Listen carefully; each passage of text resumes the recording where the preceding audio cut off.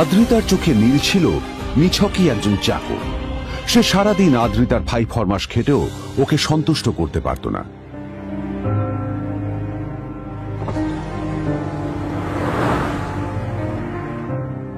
এত কিছুর পরেও কেন একজন ধনী বাবা তার মেয়েকে গরিব ছেলের সাথে বিয়ে দিলেন?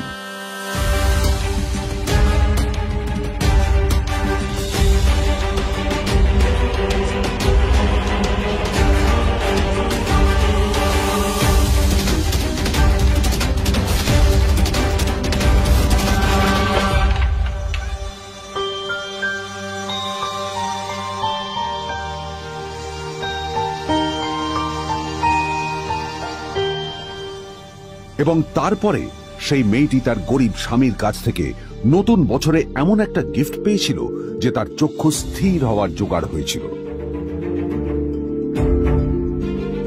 আর ওর স্বামী সম্পর্কে সত্যিটা জানার পর তো ও প্রায় অজ্ঞান হয়ে গিয়েছিল।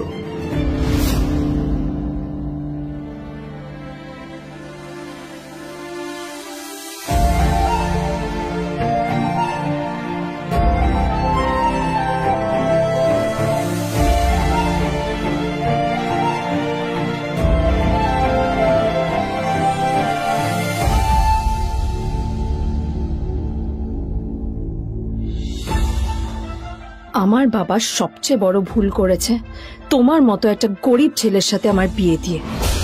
আমার সব বন্ধুদের স্বামীরা ওদের কত দামি দামি গিফট দেয়, আর তুমি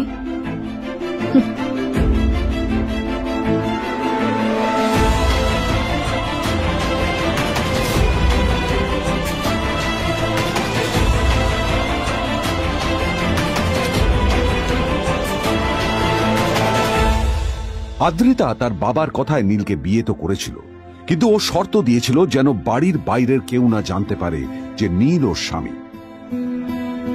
নীল ওই বাড়িতে ঘর জামাইয়ের মতো থাকলেও ও যেন ওখানে একজন চাকর ছিল। সবাই ওকে অপমান করত।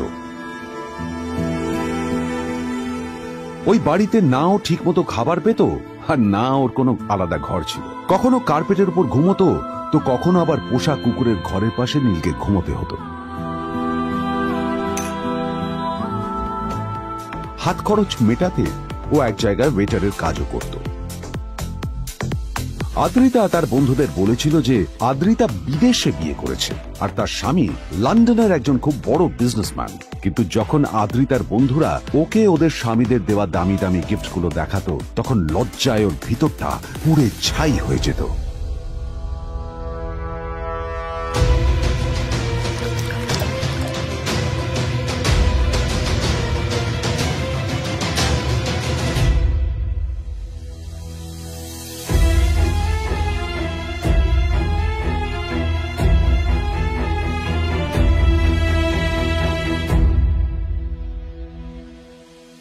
এই যে শোনো, নিউ ইয়ারে আমার একটা গিফট চাই তোমার থেকে।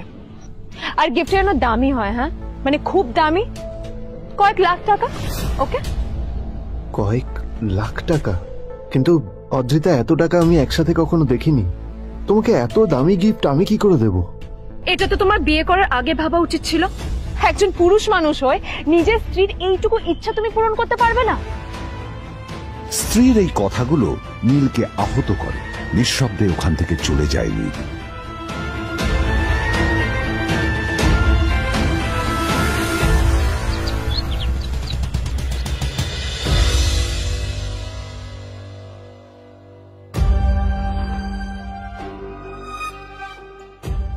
দুদিন পর নিউ ইয়ার পার্টির আগে নীল আদ্রিতার কাছে এসে একটা গিফট ব্যাগ দেয়।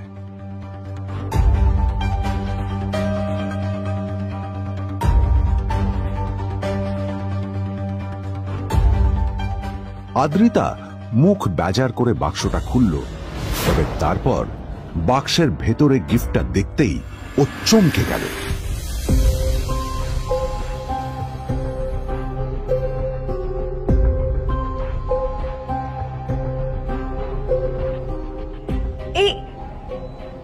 ফোনটা মানে এটা তো একটা স্পেশাল এডিশন, এটার দাম তো 3 কোটি টাকা।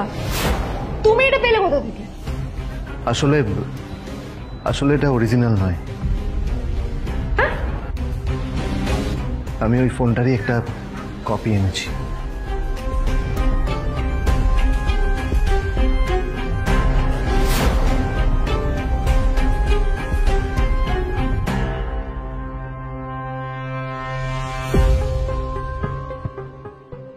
কিন্তু আদ্রিতার নীলের কথা একটু সন্দেহ হয়, কারণ ফোনটা দেখে একেবারেই আসল বলেই মনে হচ্ছিল। পরের দিনই আদ্রিতা ওই কোম্পানির শোরুমে গেল। এই ফোনটা একটু দেখুন না প্লিজ। ওয়াও, আচ্ছা ম্যাম, আপনি কি মিস্টার রয় চৌধুরীর বন্ধু? কে মিস্টার রয় চৌধুরী? ও, আপনি কি ওই রয় চৌধুরী গ্রুপ অফ ইন্ডাস্ট্রিজ এর মালিকের কথা বলছেন? হ্যাঁ। না না, আমি ওনাকে চিনি না। আমি কেন, আমার মনে হয় কেউই ওনাকে চেনে না। বড় বড় মানুষেরাই ওনা দেখা পান না। আমিও কোনোদিন ওনাকে দেখিনি, কিন্তু সাডেনলি আপনি এই প্রশ্নটা করলেন কেন? অ্যাকচুয়ালি ম্যাম, আপনার হাতের এই ফোনটা আসলে এটা ফোনের স্পেশাল এডিশন। এই কাটিং, এই ডিজাইন, এই লোগো, এটা জাল করা ইজ নেক্সট টু ইম্পসিবল। আর গোটা ভারতে বিক্রি হওয়া এই ফোনের সেকেন্ড পিস এটা, যেটা মিস্টার রয় চৌধুরী কিনেছিলেন। সেজন্য জিজ্ঞেস করছি ম্যাম, আপনি এই ফোনটা কোথা থেকে পেলেন? তবে কি নীলই মিস্টার রয় চৌধুরী, নাকি নীল এই ফোনটা চুরি করেছে? বেকার নীলের কাছে কোটি টাকার ফোন কোথা থেকে এলো? নীলের সত্যিটা তাহলে কি? আর ও যদি সত্যি বড় লোক হয়ে থাকে, তবে ও নিজের শ্বশুর বাড়িতে খরচামাই হয়েই বা থাকে কেন? আদ্রিতা এসব কথাই মনে মনে ভাবছিল। তবে আদ্রিতার বিশ্বাস ছিল যে কোনো না কোনো মতলব করেই নীল এই ফোনটা আদ্রিতার জন্য নিয়ে এসেছিল। কিছুদিন পর আদ্রিতা সেই ফোনটার কথা ভুলে গেল। নীল সকাল সকাল ঘুরতে বেরিয়েছে বাইরে।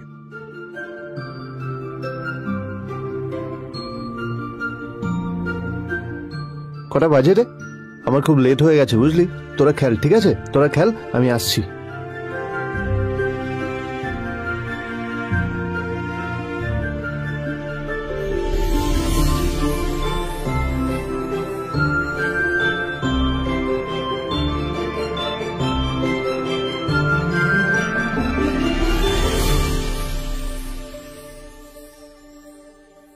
নীল, জল পড়ছে না কেন দেখো না।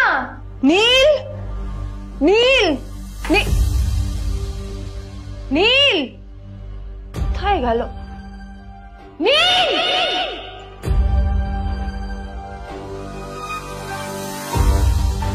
নীল, নীলকে ডাকছে কেন বলতো? ওইদিকে বাড়িতে আদ্রিতা আর চিত্রা আশ্চর্য হয়ে গেল যে নীল হঠাৎ কোথায় উধাও হয়ে গেল। মা, তোমাকে কিছু বলে গেছে নীল? হ্যাঁ, কোথায় গেছে ও? না, আমি ওর কোনো খোঁজ খবর রাখি না। আমার একটা কথা মনে হচ্ছে, ওকে না এবার একটু শীতে করতে হবে। একটা কাজে যদি আসতো ছেলেটা, যখনই কোনো কাজের কথা বলি ভ্যানিশ হয়ে যায়। আমি ওকে বলেছিলাম R&B গোল্ডেন ডায়মন্ড থেকে আমার সেটটা নিয়ে আসতে, আনেনি। আনেনি। আজকেও ভালো করে অফিসে নিয়ে যাব, ভ্যানিশ হয়ে গেল। কোথায় গেল কে জানে। আমার ভাগ্যেই জুটেছে এরকম একটা ছেলে। দিদি, তুমি কেন বিয়েটা দিয়েছিল আমাকে? এটা আবার কি বলছিস? আমার কি দোষ? দেখ, ওই অসভ্য ছেলেটার সাথে বিয়ে দিতে চাইনি। যা করেছে তোর বাবা করেছে, এটা আমার কোনো দোষ। তখনই হঠাৎ নীল সেখানে এসে উপস্থিত হলো, কিন্তু ও দুজনকে উপেক্ষা করে ভিতরে চলে যাওয়াই শ্রেয় মনে করল। এই যে লাট সাহেব ফিরলেন রাজকার্য করে। এদিকে এসো, তোমার ফাঁকিবাজির আলোচনাই এখানে চলছে। মা প্লিজ থাক, মা থাক, ভাল লাগছে না। এমনিতেই অফিসের জন্য আমার লেট হয়ে যাচ্ছে, আর বিজন আমার ওয়েটও করছে। বিজনের নাম শুনেই নীলের মুখটা ফ্যাকাশে হয়ে গেল। আদ্রিতা নীলকে উপেক্ষা করেই বলল, আরে যে এই ছেলেটার মতো আর একটা ফাঁকিবাজ না তুমি পাবে না। তুমি কেন দাঁড়িয়ে আছো? এই যে শোনো শোনো শোনো শোনো, দাঁড়িয়ে আছো কেন? তোমাকে আমি বলেছিলাম R&B গোল্ড ডায়মন্ড থেকে সেটটা তুলেছো, তোলোনি তো। এইটা চাই না আমার। তুমি আমার সাথে অফিসে যাবে, ফেরার পথে তুমি সেটটা নিয়ে আসবে। তোমার জন্য সবসময় লেট হয়ে অফিসে, তোমার জন্য বিরক্ত লাগে। আর ব্যাগটা নিয়ে ওর পেছন পেছন কোথায় যাচ্ছ? যা দিয়ে ওখানে রেখে এসো। নীল চিত্রার সাথে মাঝে মাঝে ঝগড়া করলেও তার স্ত্রী আদ্রিতার সাথে ও কখনো ঝগড়া করত না। সত্য সব অপদার্থ।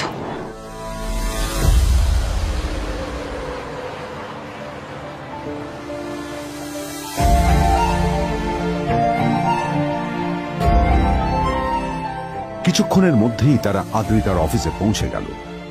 আদ্রিতা গাড়ি থেকে নামতে নামতে দেখলো যে তার কাছে অনেকগুলো ফাইল আছে। নীলের দিকে তাকিয়ে ওকেই ফাইলগুলো নিয়ে ভেতরে আসতে বলল।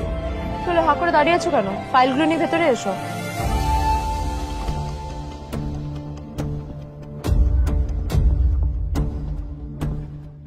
আদ্রিতা যখন ওর ক্যাবিনে পৌঁছলো তখন দেখলো সেখানে আগে থেকেই ওর বন্ধু এবং বিজনেস পার্টনার বিজন বসে ওর জন্য অপেক্ষা করছে।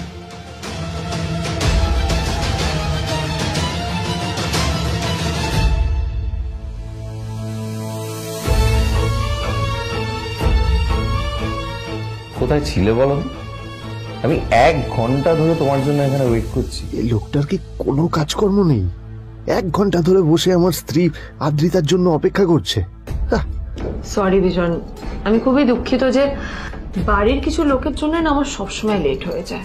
আদ্রিতার কথা শোনার পর বিজনের 1 ঘন্টা অপেক্ষা করার অভিযোগ 1 মুহূর্তের মধ্যে মিলিয়ে গিয়েছিল। কি হলো? হাসছো কেন? লটারি পেলে নাকি? লটারি? হ্যাঁ, তুমি আসা মানে আমার কাছে লটারির থেকেও বেশি দাম। তবে তার থেকে কিঞ্চিত কম দামি একটা গিফট আমি তোমার জন্য এনেছি।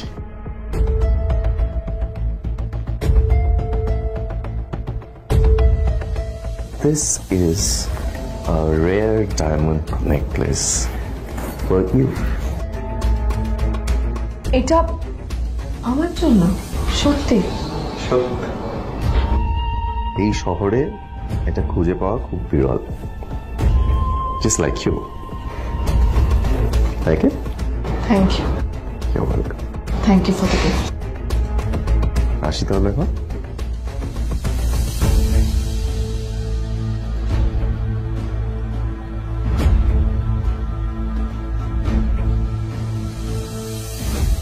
আদ্রিতা, আমি আজ পর্যন্ত তোমাকে কোনো রকম উপদেশ দিইনি, কিন্তু আজ আমি তোমাকে বলতে বাধ্য হচ্ছি। এই যে এই লোকটা তোমাকে শুধুমাত্র ইমপ্রেস করার জন্য একটা নকল সস্তার হীরের গয়না দিয়ে গেছে। এরকম একটা লোকের সাথে তোমার মেশা উচিত না। ভবিষ্যতে কিন্তু তুমি বিপদে পড়বে। আদ্রিতা, আমি তোমাকে কথা দিচ্ছি, আমি তোমার জন্য আসল রেয়ার একটা হীরের গয়না এনে দেবো, এর চেয়েও দামি, এর চেয়ে অনেক অনেক বেশি দামি। তার জন্য আমাকে যাই করতে হোক না কেন, আমি তোমাকে একদিন ঠিক এনে দেবো তোমাকে। তাদের বিয়ে হয়েছে 2.5 বছর। এর মধ্যে প্রথমবার তার মনে হলো নীল তার জন্য লড়াই করছে। নীলের এই রূপটা দেখে আদ্রিতা চমকে গেল। আজ প্রথমবারের মতো আদ্রিতার মনে প্রশ্ন এলো, নীলকে নিজের থেকে দূরে সরিয়ে রেখে আমি কি কোনো ভুল করছি? না না, এটা আমি কি ভাবছি? বিজন আমার বিজনেস পার্টনার, ও আমাদের মেইন ইনভেস্টর। নীলের এই অ্যাকশনের কারণে বিজন আমার কোম্পানি থেকে ব্যাক আউট করে গেলে কি হবে? না না না না না, নীলের জন্য আমি আমার এত বছরের পরিশ্রমকে জলে দিতে পারি না। আমার নীলকে নয়, আমার বিজনকে প্রয়োজন। এইসব ভাবতে ভাবতে আদ্রিতার নীলের ওপর রাগ হতে শুরু করে। আদ্রিতার রাগ তখন চরমে উঠে যায়। আজ প্রথমবার নীল আদ্রিতার সাথে খারাপ ব্যবহার করেছে। How dare you! তোমার এত বড় সাহস! হ্যাঁ, তোমাকে কে অধিকার দেয় বলো তো যে তুমি আমারই অফিসে দাঁড়িয়ে আমাকেই এতগুলো উল্টোপাল্টা কথা তুমি শোনালে? তোমাকে এখানে আনাই আমার ভুল হয়েছে, সবচেয়ে বড় ভুল হয়েছে। এবার চুপচাপ এখান থেকে বেরিয়ে যাও, right now. Get out! Neel আদ্রিতার এই কথার কোনো উত্তর দিল না। নীল জানতো যে ও যতই কথা বাড়াবে আদ্রিতা ততই বেশি রেগে যাবে। আদ্রিতা যেন তেন ভাবে নিজের রাগ চেপে ব্যাপারটা ওখানেই শেষ করার চেষ্টা করলো, কিন্তু ও তো জানতো না যে ব্যাপারটা তখন সবে শুরু হয়েছে। কি হলো, শুনতে পাচ্ছিস না? কালা নাকি? আমারই সামনে দাঁড়িয়ে আমার কেনা গিফট নিয়ে তুই মজা করলি? কত বড় সাহস রে তোর! নিজেকে তো বিক্রি করে দিলে ওরকম একটা ডায়মন্ড নেকলেস তুই কিনতে পারবি। তোর এই গরিবের পারফিউম, সস্তা শার্ট, পায়ে একটা ফাটা চপ্পল নিয়ে নিজেকে বড় হিরো মনে করছিস? তোর নিজের কত দাম সেটা তোর নিজের জানা উচিত। Zero, big zero. সালা খরচা মাই চল।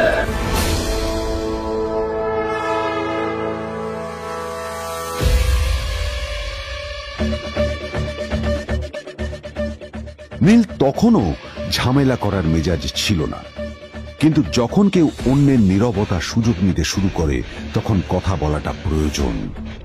নীল আঙুল তুলে পেছনের দিকে ইশারা করে। প্রথম কথা,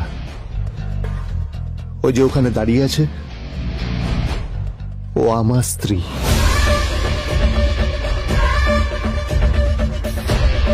তাই আমার স্ত্রীকে তোমার নেকলেস দেওয়ার কোনো অধিকার নেই। ওকে যদি নেকলেস দিতে হয় তাহলে আমি দেব। তাই এসব ফ্রডগিরি বন্ধ করো।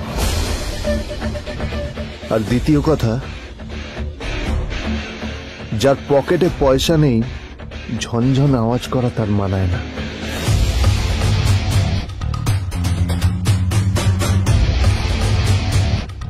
নীল বিজনকে তার সোয়াগ দেখিয়ে বেরিয়ে গেল।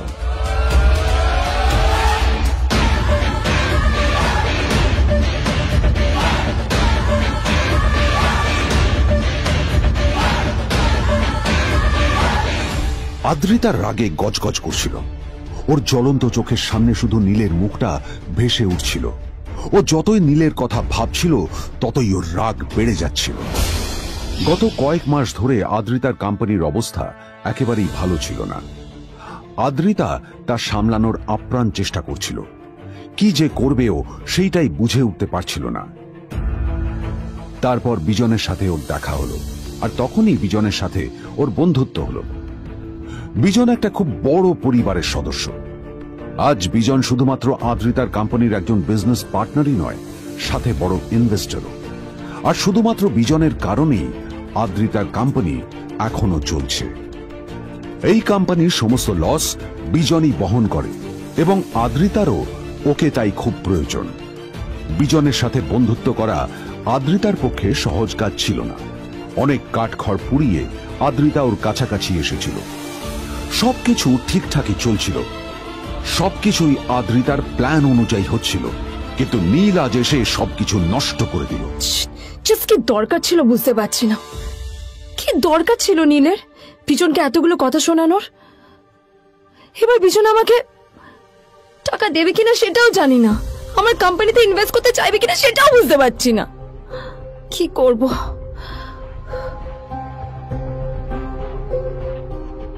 এখন আদ্রিতা ওকে কিভাবে বোঝাবে? ভুল করে যদি বিজন ওর টাকা ফেরত চায় তবে আদ্রিতার কোম্পানি সেন কর্পোরেশন খুব বড় সমস্যায় পড়ে যাবে। তারপর কি হবে? সেন পরিবারের দেখভাল কে করবে? এইসব ভাবতে ভাবতে আদ্রিতা নিজের উপরেও রেগে গেল। আসলে দোষটা ওর নিজেরই। আদ্রিতা কেন নীলকে ওদের মাঝে আনতে গেল? নীলকে অফিসে নিয়ে আসারই বা কি দরকার ছিল? আর যদি সে নীলকে সাথে করে না আনতো তাহলে বিজন এখন ওর সাথেই বসে থাকতো।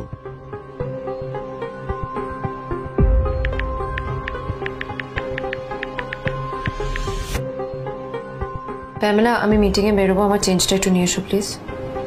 Thank you.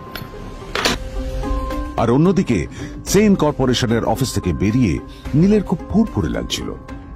তখনই হঠাৎ ওর ফোনটা বেজে উঠল। ফোনটা ছিল মিস্টার রায় চৌধুরীর। তিনি ছিলেন শহরের সব থেকে বড় বিজনেসম্যান। হ্যাঁ মিস্টার রায় চৌধুরী, আমি আপনাকেই ফোন করতে যাচ্ছিলাম। আমি একজন বিশেষ লোকের সাথে তোমার একটা মিটিং ফিক্স করেছি। ওর অ্যাড্রেস আমি তোমাকে টেক্সট করে দিয়েছি।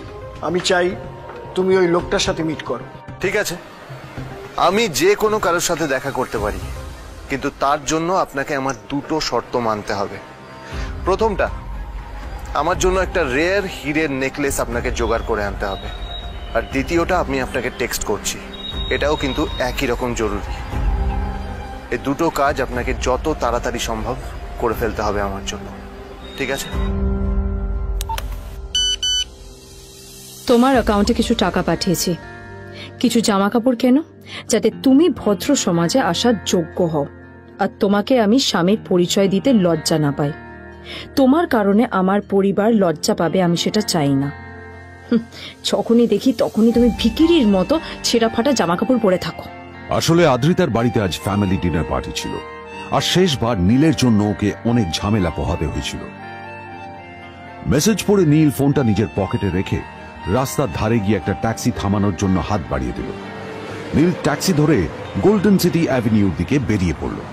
গোল্ডেন সিটি অ্যাভিনিউ শুধু কলকাতারই নয়, এটা ছিল সারা পশ্চিমবঙ্গের সবচেয়ে বিলাসবহুল সোসাইটিগুলোর মধ্যে একটা। আসলে এই সেই জায়গা যেখানে মিস্টার রায়চৌধুরী আজ তার জন্য গোপন মিটিং ফিক্স করেছিলেন। কিন্তু নীল কার সাথে দেখা করতে যাচ্ছে এ সম্পর্কে ওর কোনো ধারণাই ছিল না। যখন নীল সেখানে পৌঁছলো, পুলভিলার বাগানে বসে থাকা লোকটিকে দেখে রাগে নীলের রক্ত ফুটতে শুরু করলো। নীল ওখানে না দাঁড়িয়ে বেরিয়ে গেল। তখনই হঠাৎ একটা মেসেজ এলো। আসলে আজ আদ্রিতার ফ্যামিলি গ্যাদারিং এ যাওয়ার আগে নীলকে ওর হাই স্কুলের রিইউনিয়নেও যেতে হতো। গ্র্যাজুয়েশনের পর এত বছরে এই প্রথম নীল তার কোন কলেজ বা স্কুলের রিইউনিয়নে যাচ্ছে। এতগুলো বছরে নীল তার কোনো বন্ধুর সাথেই দেখা করেনি। নীলের তার পুরনো সহপাঠীদের কথা মনে পড়তে লাগলো, যাদের সাথে ও স্কুলে মজা করত। আজ আবার ওদের সকলের সাথে নীলের দেখা হবে।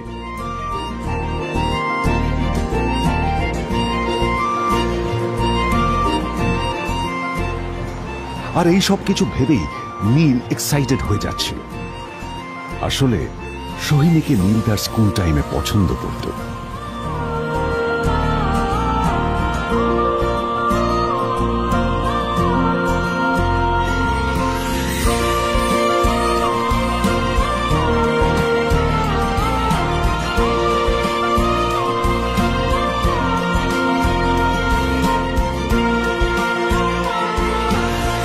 অন্যদিকে সেম কর্পোরেশনে ইনভেস্টরদের সঙ্গে আদ্রিতার মিটিং একেবারেই ভালো যায়নি। তাকে দেখে বেশ গম্ভীর মনে হচ্ছিল।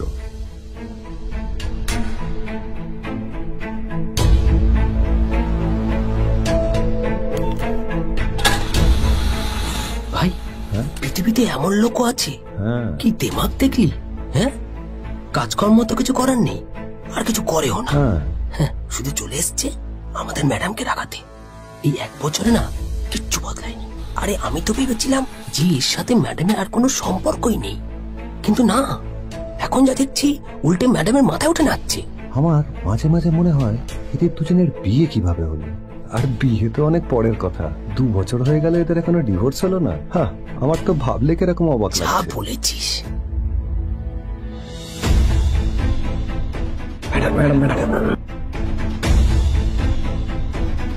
অফিসে চলতে থাকা এইসব কথা শুনে আদ্রিতার আরো রাগ হলো। আদ্রিতা ক্যাবিনে যাওয়ার পরে রাগকে নিয়ন্ত্রণ করা ওর পক্ষে আরো কঠিন হয়ে গেল। ও তখন বুঝতেই পারছিল না যে ওর রাগ কিভাবে নিয়ন্ত্রণ করবে। আদ্রিতা এটাও ভাবছিল যে নীলের জন্য ওকে আর কত অপমানিত হতে হবে। এসব ভাবতে ভাবতেই আদ্রিতার চোখ গেল ওর বাবার ছবিটার দিকে।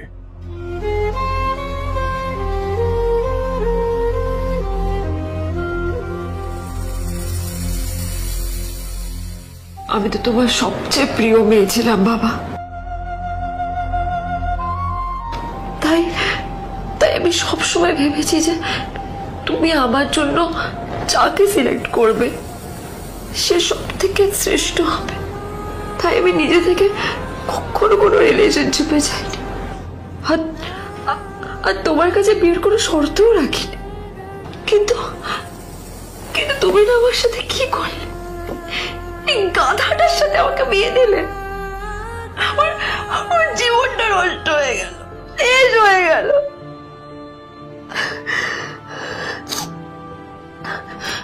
আমি যদি একটু জানতাম যে ও কিছু করে না, ঘর চাপাই হয়ে থাকবে, এইসব কাজকর্ম করে, তাহলে আমি কোনোদিনই বিয়েতে রাজি হতাম না বাবা, কোনোদিন না, কোনোদিন।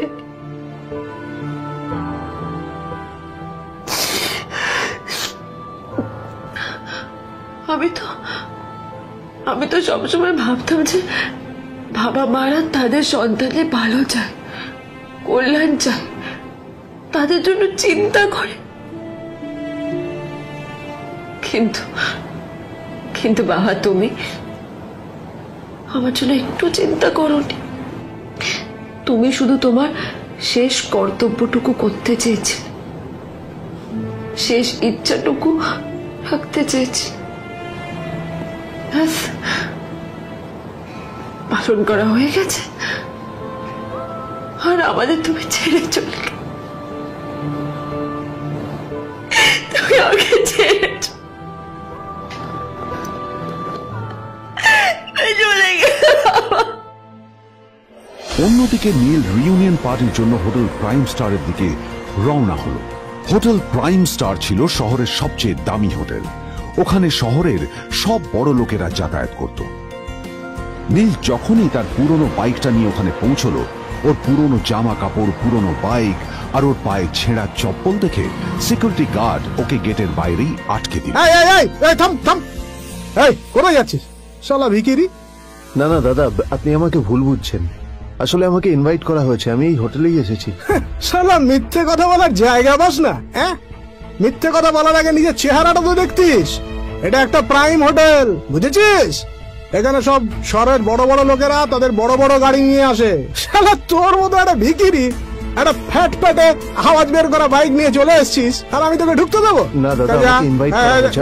আমাকে শুনুন শুনুন, চল আমাকে একবার ঢুকতে দিন আমাকে।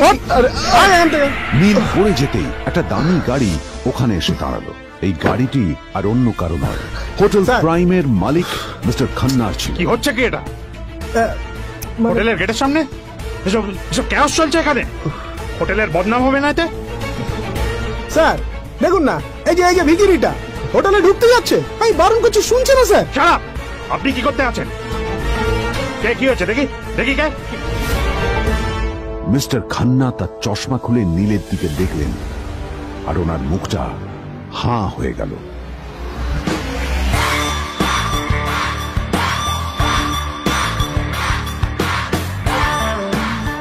নীল স্যার, আপনি?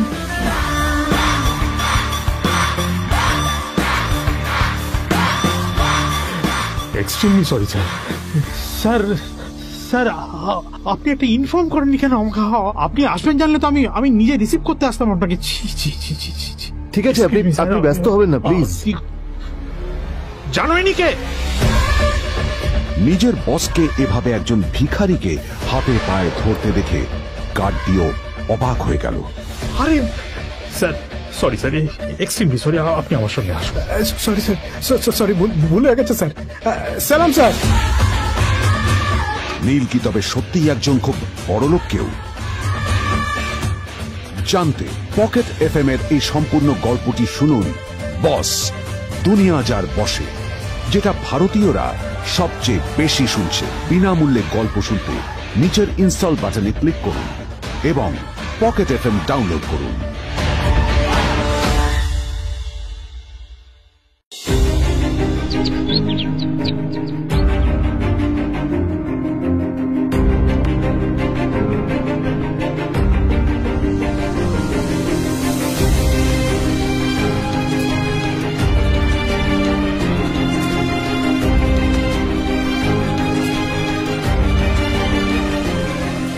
আদ্রিতার চোখে নীল ছিল নিছকই একজন চাকর।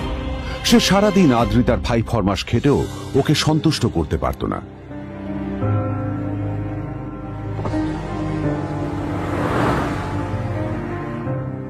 এত কিছুর পরেও কেন একজন ধনী বাবা তার মেয়েকে গরিব ছেলের সাথে বিয়ে দিলেন?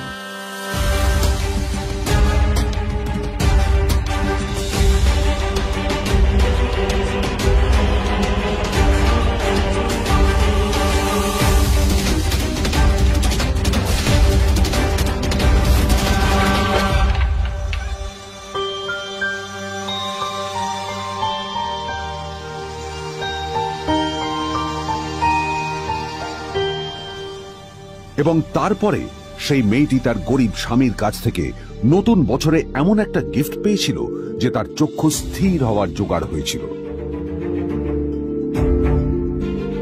আর ওর স্বামী সম্পর্কে সত্যিটা জানার পর তো ও প্রায় অজ্ঞান হয়ে গিয়েছিল।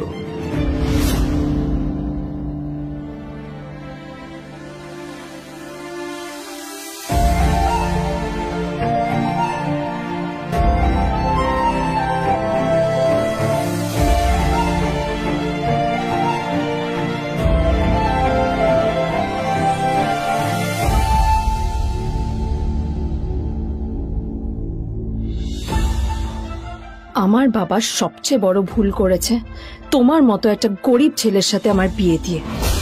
আমার সব বন্ধুদের স্বামীরা ওদের কত দামি দামি গিফট দেয়, আর তুমি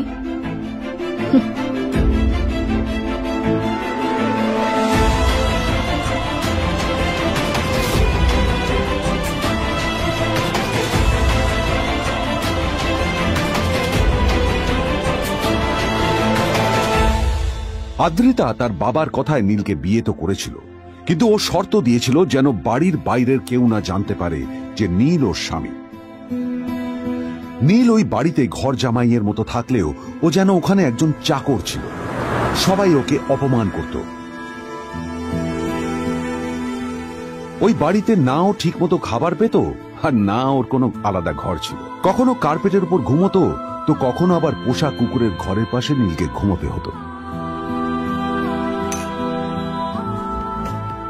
হাত খরচ মেটাতে ও এক জায়গায় ওয়েটারের কাজও করত।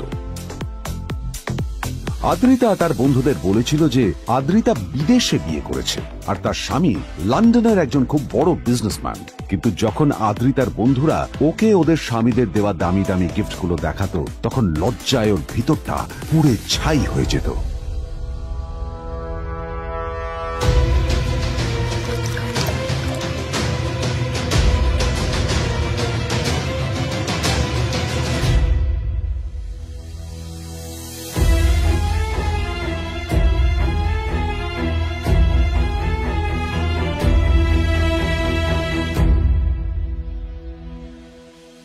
এই যে শোনো, নিউ ইয়ারে আমার একটা গিফট চাই তোমার থেকে, আর গিফট যেন দামি হয়। হ্যাঁ, মানে খুব দামি, কয়েক লাখ টাকা।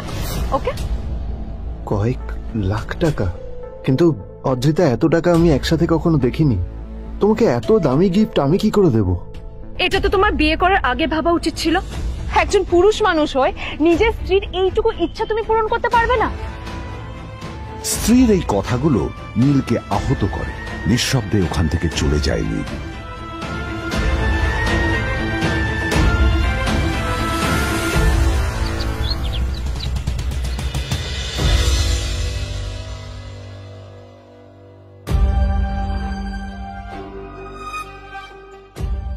দুদিন পর নিউ ইয়ার পার্টির আগে নীল আদ্রিতার কাছে এসে একটা গিফট ব্যাগ দেয়।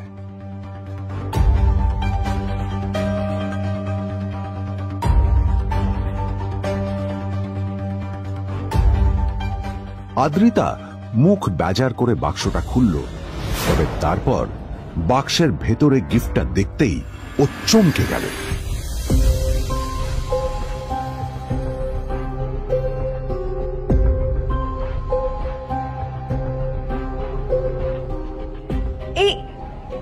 এই ফোনটা মানে এটা তো একটা স্পেশাল এডিশন। এটার দাম তো 3 কোটি টাকা। তুমি এটা পেলে কোথা থেকে? আসলে এটা অরিজিনাল নয়। আমি ওই ফোনটারই একটা কপি এনেছি।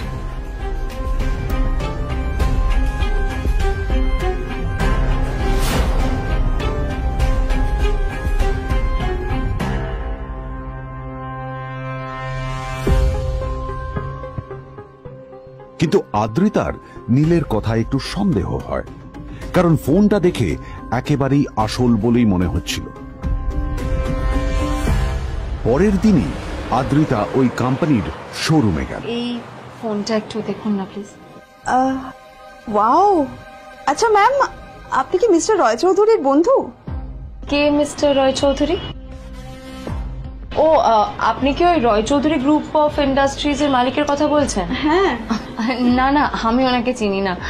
আমি কেন, আমার মনে হয় কেউই ওনাকে চেনে না। বড় বড় মানুষেরাই ওনা দেখা পান না। আমিও কোনোদিন ওনাকে দেখিনি, কিন্তু সাডেনলি আপনি এই প্রশ্নটা করলেন কেন? অ্যাকচুয়ালি ম্যাম, আপনার হাতের এই ফোনটা আসলে এটা ফোনের স্পেশাল এডিশন। এই কাটিং, এই ডিজাইন, এই লোগো, এটা জাল করা ইজ নেক্সট টু ইম্পসিবল। আর গোটা ভারতে বিক্রি হওয়া এই ফোনের সেকেন্ড পিস এটা, যেটা মিস্টার রয় চৌধুরী কিনেছিলেন। সেজন্য জিজ্ঞেস করছি ম্যাম, আপনি এই ফোনটা কোথা থেকে পেলেন? তবে কি নীলই মিস্টার রয় চৌধুরী, নাকি নীল এই ফোনটা চুরি করেছে? বেকার নীলের কাছে এই কোটি টাকার ফোন কোথা থেকে এলো? নীলের সত্যিটা তাহলে কি? আর ও যদি সত্যি বড়লোক হয়ে থাকে তবে ও নিজের শ্বশুর বাড়িতে খরচামাই হয়েই বা থাকে কেন? আদ্রিতা এসব কথাই মনে মনে ভাবছিল। তবে আদ্রিতার বিশ্বাস ছিল যে কোনো না কোনো মতলব করেই নীল এই ফোনটা আদ্রিতার জন্য নিয়ে এসেছিল। কিছুদিন পর আদ্রিতা সেই ফোনটার কথা ভুলে গেল। নীল সকাল সকাল ঘুরতে বেরিয়েছে বাইরে।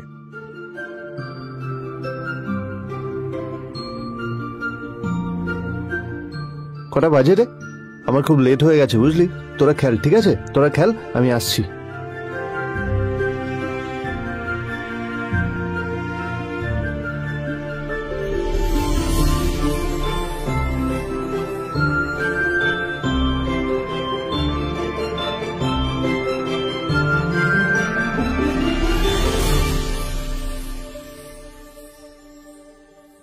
নীল, জল পড়ছে না কেন দেখো না।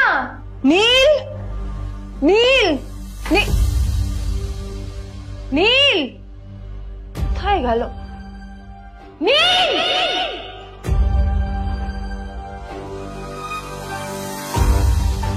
নীল, নীলকে ডাকছে কেন বলতো? ওইদিকে বাড়িতে আদ্রিতা আর চিত্রা আশ্চর্য হয়ে গেল যে নীল হঠাৎ কোথায় উধাও হয়ে গেল। মা তোমাকে কিছু বলে গেছে নীল? হ্যাঁ, কোথায় গেছে ও? না, আমি ওর কোনো খোঁজ খবর রাখি না। আমার একটা কথা মনে হচ্ছে, ওকে না এবার একটু শীতে করতে হবে। একটা কাজে যদি আসতো ছেলেটা, যখনই কোনো কাজের কথা বলি ভ্যানিশ হয়ে যায়। আমি ওকে বলেছিলাম R&B গোল্ডেন ডায়মন্ড থেকে আমার সেটটা নিয়ে আসতে, আনেনি। আনেনি, আজকেও ভালো করে অফিসে নিয়ে যাব, ভ্যানিশ হয়ে গেল। কোথায় গেল কে জানে। আমার ভাগ্যেই জুটেছে এরকম একটা ছেলে। তুমি কেন বিয়েটা দিয়েছিলে আমাকে? এটা আবার কি বলছিস? আমার কি দোষ? দেখ, ওই অসভ্য ছেলেটার সাথে বিয়ে দিতে চাইনি। যা করেছে তোর বাবা করেছে, এটা আমার কোনো দোষ। তখনই হঠাৎ নীল সেখানে এসে উপস্থিত হলো, কিন্তু ও দুজনকে উপেক্ষা করে ভিতরে চলে যাওয়াই শ্রেয় মনে করল। এই যে লাট সাহেব ফিরলেন রাজকার্য করে। এদিকে এসো, তোমার ফাঁকিবাজির আলোচনাই এখানে চলছে। মা প্লিজ থাক, মা থাক, ভাল লাগছে না। এমনিতেই অফিসের জন্য আমার লেট হয়ে যাচ্ছে, আর বিজন আমার ওয়েটও করছে। বিজনের নাম শুনেই নীলের মুখটা ফ্যাকাশে হয়ে গেল। আদ্রিতা নীলকে উপেক্ষা করেই বলল, আরে যে এই ছেলেটার মতো আর একটা ফাঁকিবাজ না তুমি পাবে না। তুমি কেন দাঁড়িয়ে আছো? এই যে শোনো শোনো শোনো শোনো, দাঁড়িয়ে আছো কেন? তোমাকে আমি বলেছিলাম R&B গোল্ড ডায়মন্ড থেকে আমার সেটটা তুলেছো, তোলোনি তো। এইটা চাই না আমার। তুমি আমার সাথে অফিসে যাবে, ফেরার পথে তুমি সেটটা নিয়ে আসবে। তোমার জন্য সবসময় লেট হয়ে যাবে, তোমার জন্য রক্ত লাগে। আর ব্যাগটা নিয়ে ওর পেছন পেছন কোথায় যাচ্ছ? যা দিয়ে ওখানে রেখে এসো। নীল চিত্রার সাথে মাঝে মাঝে ঝগড়া করলেও তার স্ত্রী আদ্রিতার সাথে ও কখনো ঝগড়া করত না। সত্য সব অপদার্থ।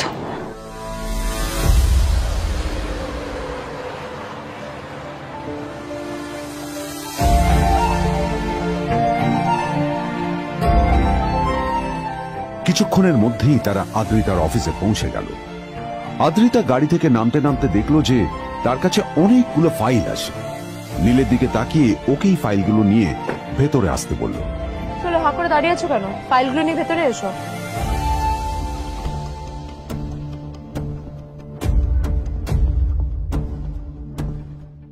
আদ্রিতা যখন ওর ক্যাবিনে পৌঁছলো তখন দেখলো সেখানে আগে থেকেই ওর বন্ধু এবং বিজনেস পার্টনার বিজন বসে ওর জন্য অপেক্ষা করছে।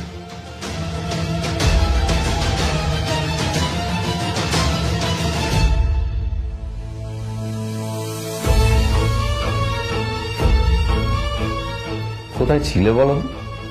আমি 1 ঘন্টা ধরে তোমার জন্য এখানে ওয়েট করছি। এই লোকটার কি কোনো কাজকর্ম নেই? 1 ঘন্টা ধরে বসে আমার স্ত্রী আদ্রিতার জন্য অপেক্ষা করছে। সরি বিজন, আমি খুবই দুঃখিত যে বাড়ির কিছু লোকের জন্য না আমার সবসময় লেট হয়ে যায়। আদ্রিতার কথা শোনার পর বিজনের 1 ঘন্টা অপেক্ষা করার অভিযোগ 1 মুহূর্তের মধ্যে মিলিয়ে গিয়েছিল। কি হলো? হাসছো কেন? লটারি পেলে নাকি? লটারি? হ্যাঁ, তুমি আসা মানে আমার কাছে লটারির থেকেও বেশি দাম। তবে তার থেকে কিঞ্চিত কম দামি একটা গিফট আমি তোমার জন্য এনেছি।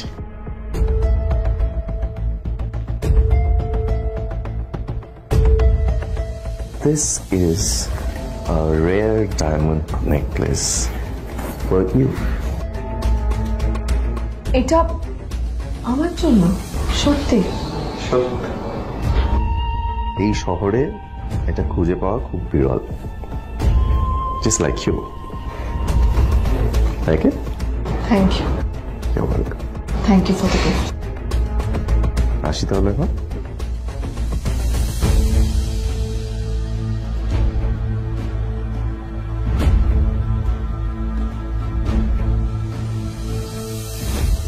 আদ্রিতা, আমি আজ পর্যন্ত তোমাকে কোনো রকম উপদেশ দিইনি, কিন্তু আজ আমি তোমাকে বলতে বাধ্য হচ্ছি।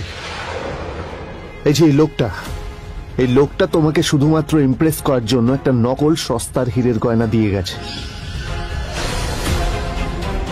এরকম একটা লোকের সাথে তোমার মেশা উচিত না। ভবিষ্যতে কিন্তু তুমি বিপদে পড়বে। আদ্রিতা, আমি তোমাকে কথা দিচ্ছি, আমি তোমার জন্য আসল রেয়ার একটা হীরের গয়না এনে দেবো, এর চেয়েও দামি, এর চেয়ে অনেক অনেক বেশি দামি। তার জন্য আমাকে যাই করতে হোক না কেন, আমি তোমাকে একদিন ঠিক এনে দেবো তোমাকে। তাদের বিয়ে হয়েছে 2.5 বছর। এর মধ্যে প্রথমবার তার মনে হলো নীল তার জন্য লড়াই করছে। নীলের এই রূপটা দেখে আদ্রিতা চমকে গেল। আজ প্রথমবারের মতো আদ্রিতার মনে প্রশ্ন এলো, নীলকে নিজের থেকে দূরে সরিয়ে রেখে আমি কি কোনো ভুল করছি? না না, এটা আমি কি ভাবছি? বিজন আমার বিজনেস পার্টনার, ও আমাদের মেইন ইনভেস্টর। নীলের এই অ্যাকশনের কারণে বিজন আমার কোম্পানি থেকে ব্যাক আউট করে গেলে কি হবে? না না না না না, নীলের জন্য আমি আমার এত বছরের পরিশ্রমকে জলে দিতে পারি না। আমার নীলকে নয়, আমার বিজনকে প্রয়োজন। এইসব ভাবতে ভাবতে আদ্রিতার নীলের ওপর রাগ হতে শুরু করে। আদ্রিতার রাগ তখন চরমে উঠে যায়। আজ প্রথমবার নীল আদ্রিতার সাথে খারাপ ব্যবহার করেছে। How dare you! তোমার এত বড় সাহস! হ্যাঁ, তোমাকে কে অধিকার দেয় বলো তো যে তুমি আমারই অফিসে দাঁড়িয়ে আমাকেই এতগুলো উল্টোপাল্টা কথা তুমি শোনালে? তোমাকে এখানে আনাই আমার ভুল হয়েছে, সবচেয়ে বড় ভুল হয়েছে।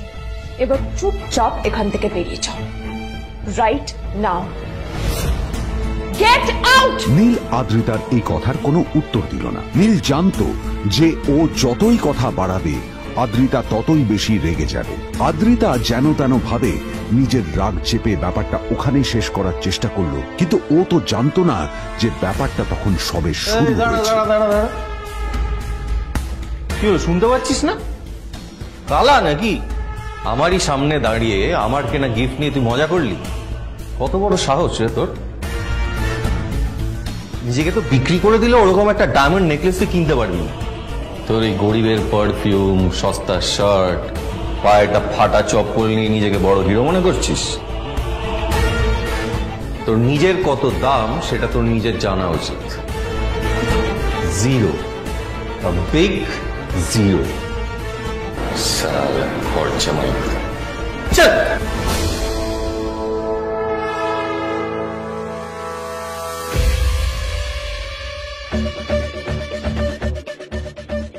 নীল তখনও ঝামেলা করার মেজাজ ছিল না, কিন্তু যখন কেউ অন্যের নীরবতা সুযোগ নিতে শুরু করে তখন কথা বলাটা প্রয়োজন। নীল আঙুল তুলে পেছনের দিকে ইশারা করে। প্রথম কথা, ওই যে ওখানে দাঁড়িয়ে আছে, ও আমার স্ত্রী।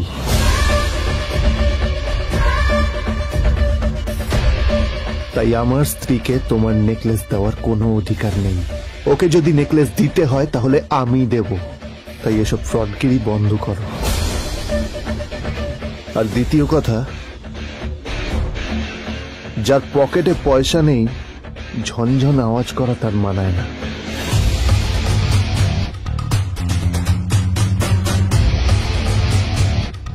নীল বিজনকে তার সোয়াগ দেখিয়ে বেরিয়ে গেল।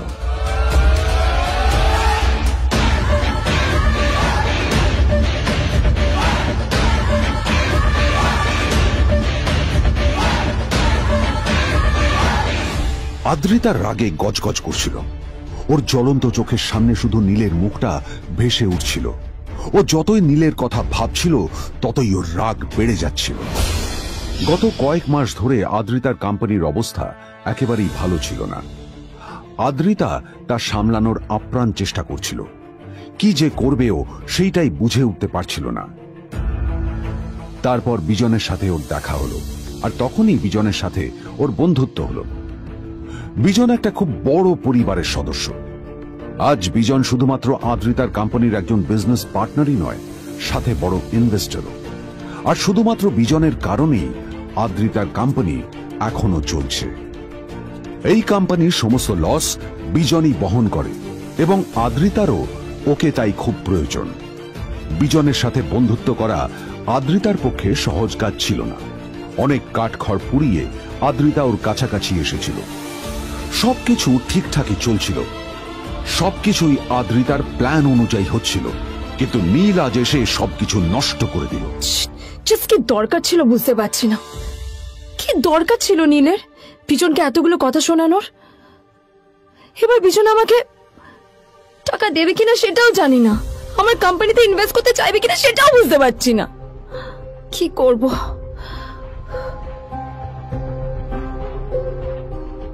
এখন আদ্রিতা ওকে কিভাবে বোঝাবে? ভুল করে যদি বিজন ওর টাকা ফেরত চায় তবে আদ্রিতার কোম্পানি সেন কর্পোরেশন খুব বড় সমস্যায় পড়ে যাবে।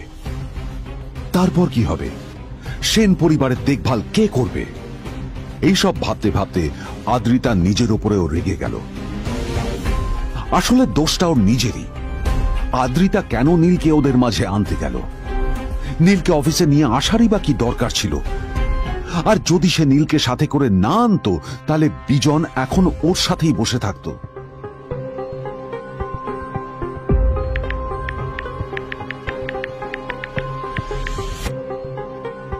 প্যামেলা, আমি মিটিং এ বেরোবো, আমার চেঞ্জটা একটু নিয়ে এসো প্লিজ। Thank you. আর অন্যদিকে সেন কর্পোরেশনের অফিস থেকে বেরিয়ে নীলের খুব ফুরফুরে লাগছিল। তখনই হঠাৎ ওর ফোনটা বেজে উঠল। ফোনটা ছিল মিস্টার রায় চৌধুরী। তিনি ছিলেন শহরের সব থেকে বড় বিজনেসম্যান। হ্যাঁ মিস্টার রায় চৌধুরী, আমি আপনাকেই ফোন করতে যাচ্ছিলাম। আমি একজন বিশেষ লোকের সাথে তোমার একটা মিটিং ফিক্স করেছি। ওর অ্যাড্রেস আমি তোমাকে টেক্সট করে দিয়েছি। আমি চাই তুমি ওই লোকটার সাথে মিট করো। ঠিক আছে, আমি যে কোনো কারোর সাথে দেখা করতে পারি, কিন্তু তার জন্য আপনাকে আমার দুটো শর্ত মানতে হবে। প্রথমটা, আমার জন্য একটা রেয়ার হীরের নেকলেস আপনাকে জোগাড় করে আনতে হবে। আর দ্বিতীয়টা, আমি আপনাকে টেক্সট করছি, এটাও কিন্তু একই রকম জরুরি। এই দুটো কাজ আপনাকে যত তাড়াতাড়ি সম্ভব করে ফেলতে হবে আমার জন্য, ঠিক আছে? তোমার অ্যাকাউন্টে কিছু টাকা পাঠিয়েছি, কিছু জামা কাপড় কেনো, যাতে তুমি ভদ্র সমাজে আসার যোগ্য হও, আর তোমাকে আমি স্বামীর পরিচয় দিতে লজ্জা না পাই। তোমার কারণে আমার পরিবার লজ্জা পাবে, আমি সেটা চাই না। যখনই দেখি তখনই তুমি ভিখিরির মতো ছেঁড়া ফাটা জামা কাপড় পরে থাকো। আসলে আদ্রিতার বাড়িতে আজ ফ্যামিলি ডিনার পার্টি ছিল, আর শেষবার নীলের জন্য ওকে অনেক ঝামেলা পোহাতে হয়েছিল। মেসেজ পড়ে নীল ফোনটা নিজের পকেটে রেখে রাস্তার ধারে গিয়ে একটা ট্যাক্সি থামানোর জন্য হাত বাড়িয়ে দিল। নীল ট্যাক্সি ধরে গোল্ডেন সিটি অ্যাভিনিউর দিকে বেরিয়ে পড়ল। গোল্ডেন সিটি অ্যাভিনিউ শুধু কলকাতারই নয়, এটা ছিল সারা পশ্চিমবঙ্গের সবচেয়ে বিলাসবহুল সোসাইটিগুলোর মধ্যে একটা। আসলে এই সেই জায়গা যেখানে মিস্টার রায় চৌধুরী আজ তার জন্য গোপন মিটিং ফিক্স করেছিলেন। কিন্তু নীল কার সাথে দেখা করতে যাচ্ছে এ সম্পর্কে ওর কোনো ধারণাই ছিল না। যখন নীল সেখানে পৌঁছলো, পুলভিলার বাগানে বসে থাকা লোকটিকে দেখে রাগে নীলের রক্ত ফুটতে শুরু করলো। নীল ওখানে না দাঁড়িয়ে বেরিয়ে গেল। তখনই হঠাৎ একটা মেসেজ এলো। আসলে আজ আদ্রিতার ফ্যামিলি গ্যাদারিং এ যাওয়ার আগে নীলকে ওর হাই স্কুলের রিইউনিয়নেও যেতে হতো। গ্র্যাজুয়েশনের পর এত বছরে এই প্রথম নীল তার কোন কলেজ বা স্কুলের রিইউনিয়নে যাচ্ছে। এতগুলো বছরে নীল তার কোনো বন্ধুর সাথেই দেখা করেনি। নীলের তার পুরনো সহপাঠীদের কথা মনে পড়তে লাগলো, যাদের সাথে ও স্কুলে মজা করত। আজ আবার ওদের সকলের সাথে নীলের দেখা হবে।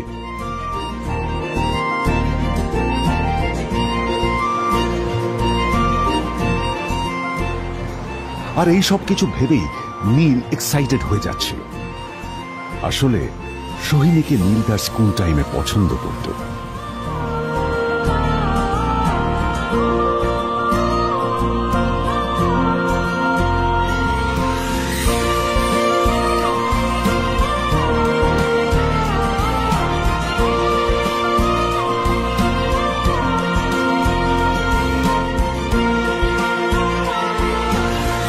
অন্যদিকে সেম কর্পোরেশনে ইনভেস্টরদের সঙ্গে আদ্রিতার মিটিং একেবারেই ভালো যায়নি। তাকে দেখে বেশ গম্ভীর মনে হচ্ছিল।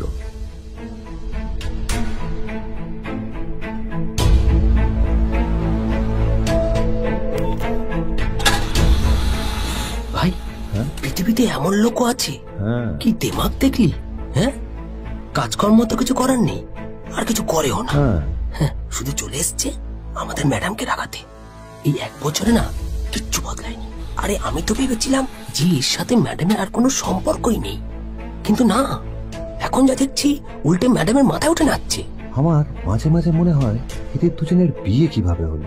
আর বিয়ে তো অনেক পরের কথা, 2 বছর হয়ে গেল এদের এখনো ডিভোর্স হলো না। হ্যাঁ, আমার তো ভাবলে কিরকম অবাক লাগছে। যা বলেছিস।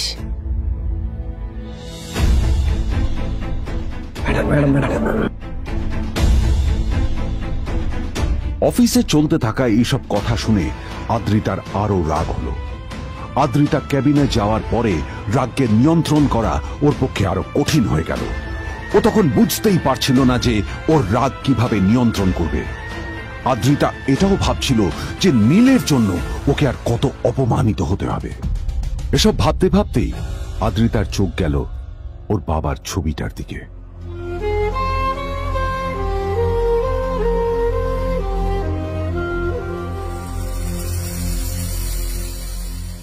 আমি তো তোমার সবচেয়ে প্রিয় মেয়ে ছিলাম বাবা,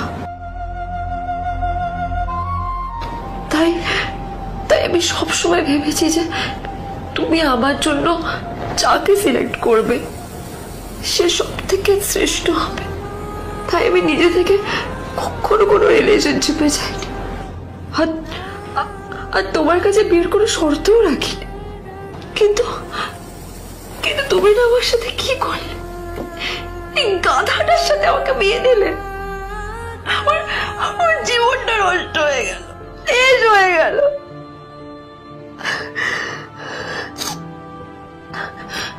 আমি যদি একটু জানতাম যে ও কিছু করে না, ঘর চাপাই হয়ে থাকবে, এইসব কাজকর্ম করে, তাহলে কোনোদিনই বিয়েতে রাজি হতাম না বাবা, কোনোদিন না, কোনোদিন।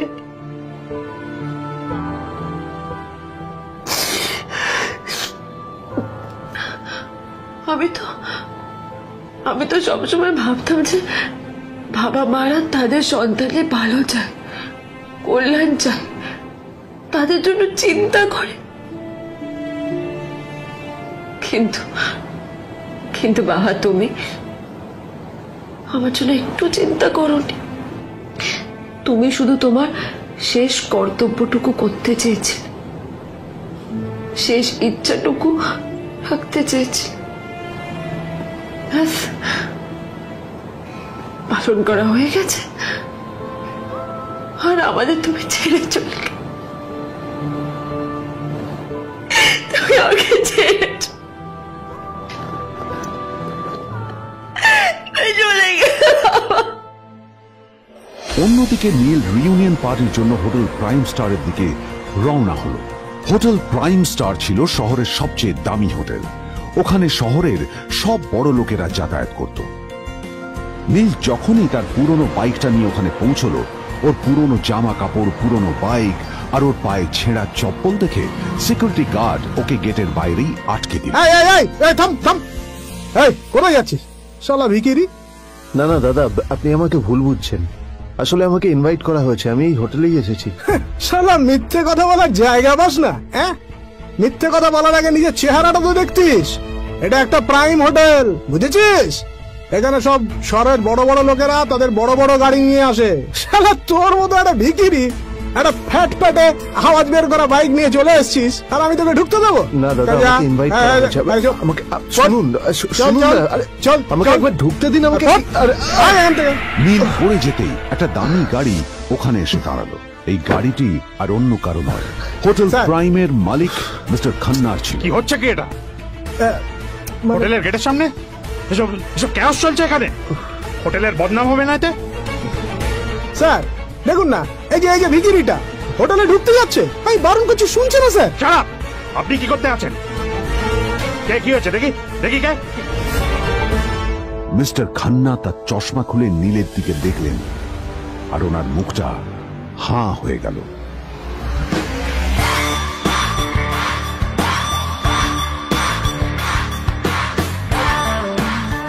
নীল স্যার, আপনি?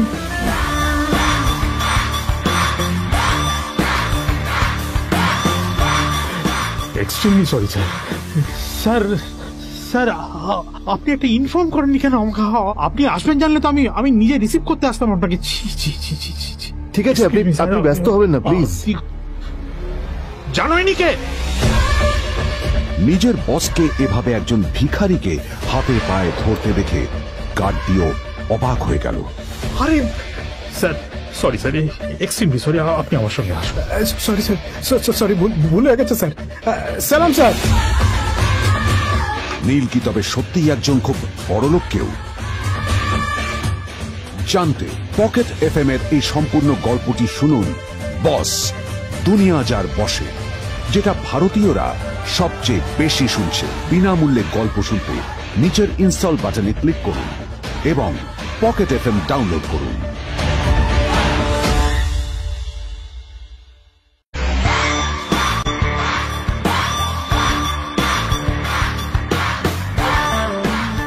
নীল স্যার, আপনি?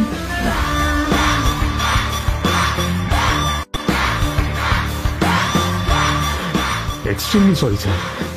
স্যার স্যার আপনি একটা ইনফর্ম করেননি কেন আমাকে? আপনি আসবেন জানলে তো আমি নিজে রিসিভ করতে আসতাম আপনাকে। ঠিক আছে, আপনি ব্যস্ত হবেন না প্লিজ। জানোইনি কে?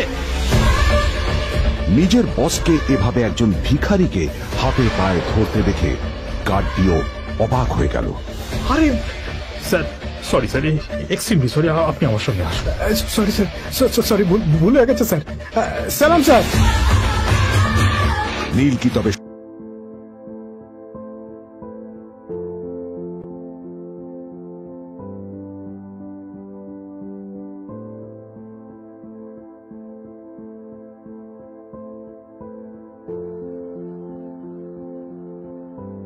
তার চোখে নীল ছিল নিছকই একজন চাকর। সে সারাদিন আদ্রিতার ভাই ফরমাস খেটেও ওকে সন্তুষ্ট করতে পারত না।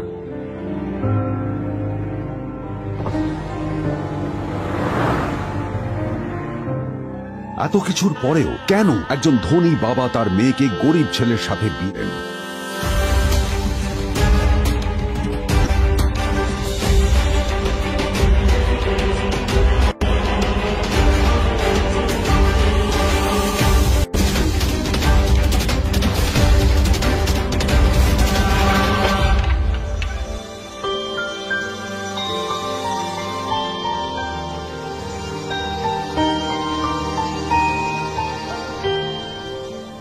এবং তারপরে সেই মেয়েটি তার গরিব স্বামীর কাছ থেকে নতুন বছরে এমন একটা গিফট পেয়েছিল যে তার চক্ষু স্থির হওয়ার জোগাড় হয়েছিল। আর ওর স্বামী সম্পর্কে সত্যিটা জানার পর তো ও প্রায় অজ্ঞান হয়ে গিয়েছিল।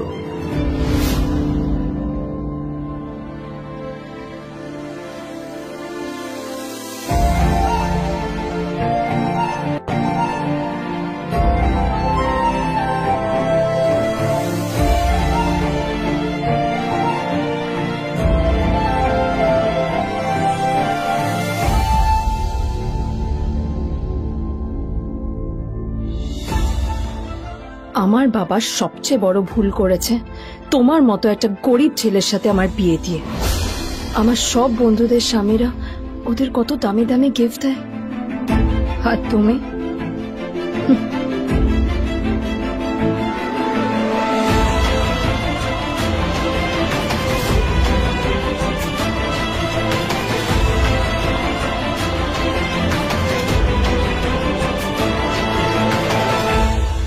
আদ্রিতা তার বাবার কথায় নীলকে বিয়ে তো করেছিল, কিন্তু ও শর্ত দিয়েছিল যেন বাড়ির বাইরের কেউ না জানতে পারে যে নীল ওর স্বামী। নীল ওই বাড়িতে ঘর জামাইয়ের মতো থাকলেও ও যেন ওখানে একজন চাকর ছিল। সবাই ওকে অপমান করত। ওই বাড়িতে না ও ঠিক মতো খাবার পেত, আর না ওর কোনো আলাদা ঘর ছিল। কখনো কার্পেটের উপর ঘুমোতো, তো কখনো আবার পোষা কুকুরের ঘরের পাশে নীলকে ঘুমোতে হতো। হাত খরচ মেটাতে ও এক জায়গায় ওয়েটারের কাজও করত।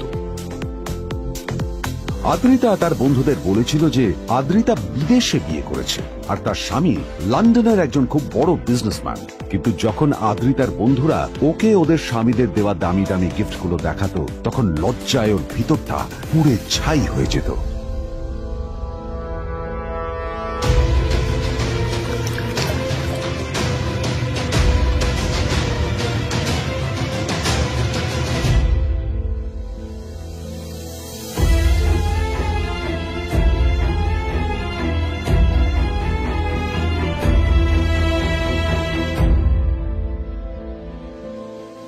এই যে শোনো, নিউ ইয়ারে আমার একটা গিফট চাই তোমার থেকে। আর গিফট যেন দামি হয়, হ্যাঁ, মানে খুব দামি, কয়েক লাখ টাকা। ওকে? কয়েক লাখ টাকা? কিন্তু অদ্রিতা, এত টাকা আমি একসাথে কখনো দেখিনি। তোমাকে এত দামি গিফট আমি কি করে দেব? এটা তো তোমার বিয়ে করার আগে ভাবা উচিত ছিল। একজন পুরুষ মানুষ হয়ে নিজের স্ত্রীর এইটুকু ইচ্ছা তুমি পূরণ করতে পারবে না? স্ত্রীর এই কথাগুলো নীলকে আহত করে। নিঃশব্দে ওখান থেকে চলে যায় নীল।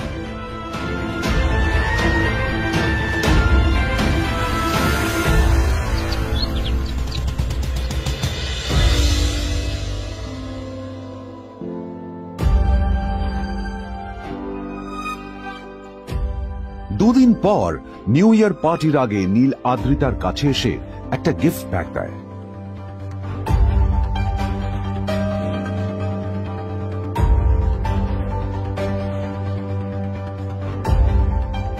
আদ্রিতা মুখ বেজার করে বাক্সটা খুলল, তবে তারপর বাক্সের ভেতরে গিফটটা দেখতেই ও চমকে গেল।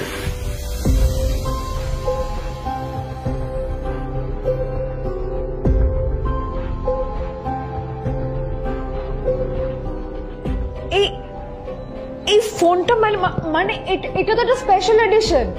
এটার দাম তো 3 কোটি টাকা। তুমি এটা পেলে কোথা থেকে? আসলে এটা অরিজিনাল নয়। আমি ওই ফোনটারই একটা কপি এনেছি।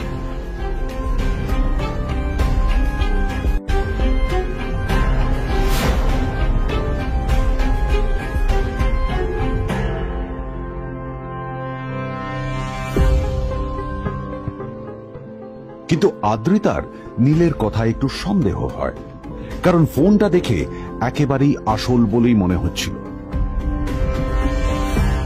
পরের দিনই আদ্রিতা ওই কোম্পানির শোরুমে গেল। এই ফোনটা একটু দেখুন না প্লিজ। ওয়াও, আচ্ছা ম্যাম, আপনি কি মিস্টার রয় চৌধুরীর বন্ধু? কে মিস্টার রয় চৌধুরী?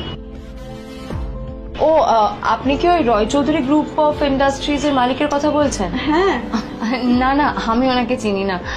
আমি কেন, আমার মনে হয় কেউই ওনাকে চেনে না। বড় বড় মানুষেরাই ওনা দেখা পান না। আমিও কোনোদিন ওনাকে দেখিনি। কিন্তু সাডেনলি আপনি এই প্রশ্নটা করলেন কেন?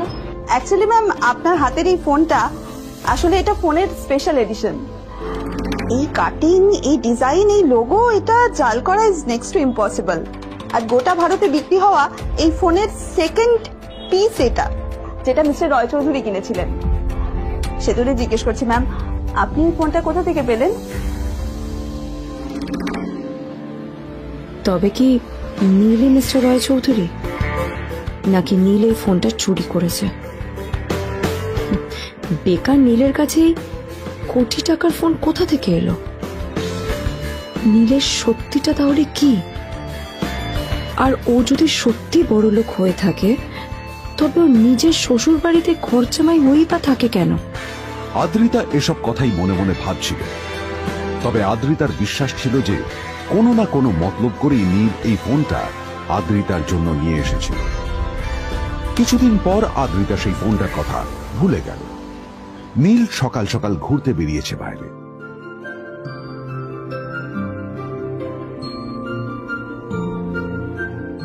কটা বাজে রে?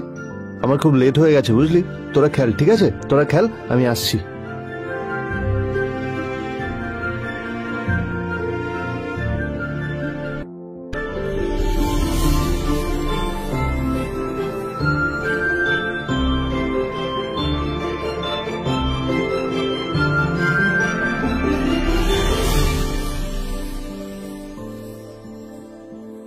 নীল, জল পড়ছে না কেন দেখো না। নীল, নীল, নীল কোথায় গেল? নীল,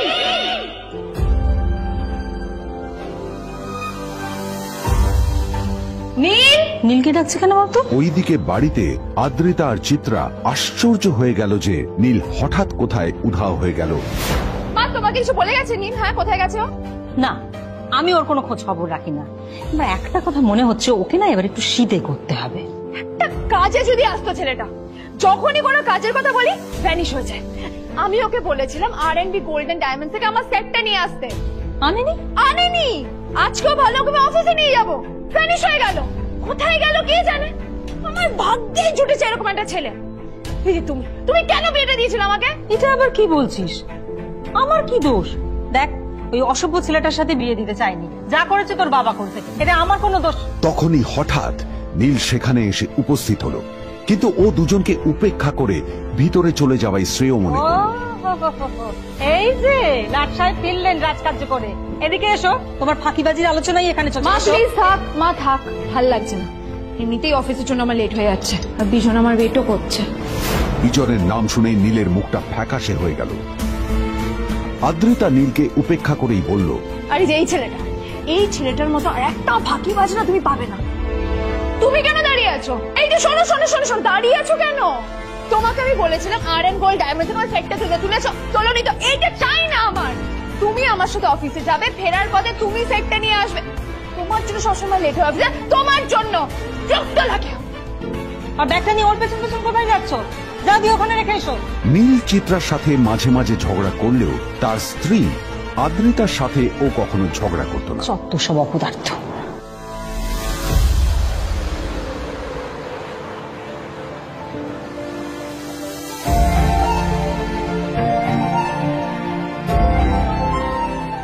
কিছুক্ষণের মধ্যেই তারা আদ্রিতার অফিসে পৌঁছে গেল।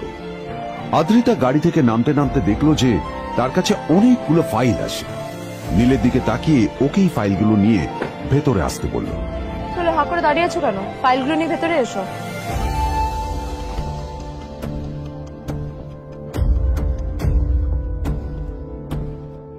আদ্রিতা যখন ওর ক্যাবিনে পৌঁছলো তখন দেখলো সেখানে আগে থেকেই ওর বন্ধু এবং বিজনেস পার্টনার বিজন বসে ওর জন্য অপেক্ষা করছে।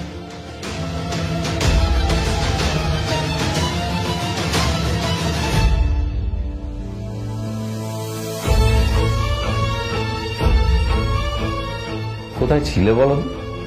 আমি 1 ঘন্টা ধরে তোমার জন্য এখানে ওয়েট করছি। এই লোকটার কি কোনো কাজকর্ম নেই? 1 ঘন্টা ধরে বসে আমার স্ত্রী আদ্রিতার জন্য অপেক্ষা করছে। সরি বিজন, আমি খুবই দুঃখিত যে বাড়ির কিছু লোকের জন্য না আমার সবসময় লেট হয়ে যায়।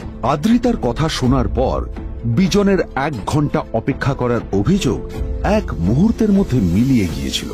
কি হলো? হাসছো কেন? লটারি পেলে নাকি? লটারি? হ্যাঁ, তুমি আসা মানে আমার কাছে লটারির থেকেও বেশি দাম। তবে তার থেকে কিঞ্চিত কম দামি একটা গিফট আমি তোমার জন্য এনেছি।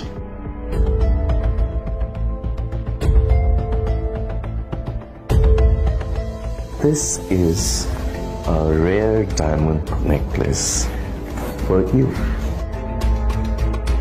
এটা আমার জন্য? সত্যি? সত্যি। এই শহরে এটা খুঁজে পাওয়া খুব বিরল। Just like you. Like it? Thank you. You're welcome. Thank you for the gift. আসি তাহলে এখন।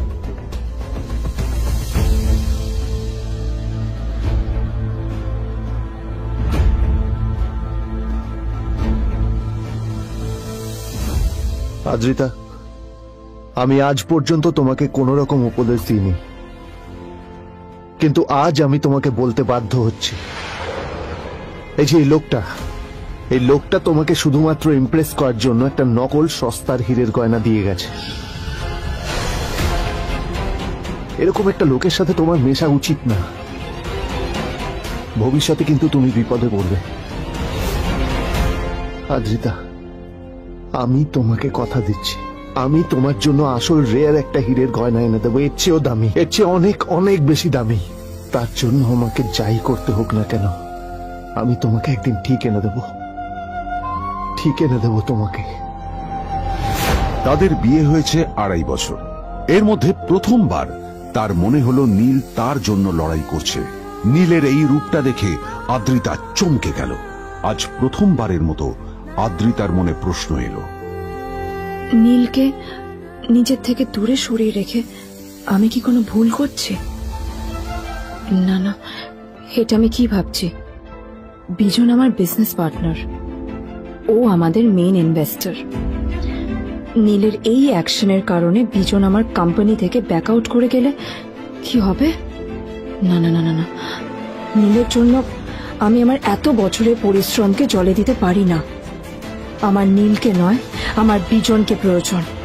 এইসব ভাবতে ভাবতে আদ্রিতার নীলের ওপর রাগ হতে শুরু করে। আদ্রিতার রাগ তখন চরমে উঠে যায়। আজ প্রথমবার নীল আদ্রিতার সাথে খারাপ ব্যবহার করেছে। How dare you! তোমার এত বড় সাহস! হ্যাঁ, তোমাকে কে অধিকার দেয় বলো তো যে তুমি আমারই অফিসে দাঁড়িয়ে আমাকেই এতগুলো উল্টোপাল্টা কথা তুমি শোনালে? তোমাকে এখানে আনাই আমার ভুল হয়েছে, সবচেয়ে বড় ভুল হয়েছে। এবার চুপচাপ এখান থেকে বেরিয়ে যাও, right now. Get out! Neel আদ্রিতার এই কথার কোনো উত্তর দিল না। নীল জানতো যে ও যতই কথা বাড়াবে আদ্রিতা ততই বেশি রেগে যাবে। আদ্রিতা যেন তেন ভাবে নিজের রাগ চেপে ব্যাপারটা ওখানেই শেষ করার চেষ্টা করলো, কিন্তু ও তো জানতো না যে ব্যাপারটা তখন সবে শুরু হয়েছে। কি হলো, শুনতে পাচ্ছিস না? কালা নাকি? আমারই সামনে দাঁড়িয়ে আমার কেনা গিফট নিয়ে তুই মজা করলি? কত বড় সাহস রে তোর! নিজেকে তো বিক্রি করে দিলে ওরকম একটা ডায়মন্ড নেকলেস তুই কিনতে পারবি। তোর এই গরিবের পারফিউম, সস্তা শার্ট, পায়েটা ফাটা চপ্পল নিয়ে নিজেকে বড় হিরো মনে করছিস? তোর নিজের কত দাম সেটা তোর নিজের জানা উচিত। Zero, big zero. সালা খরচা মাই। চল।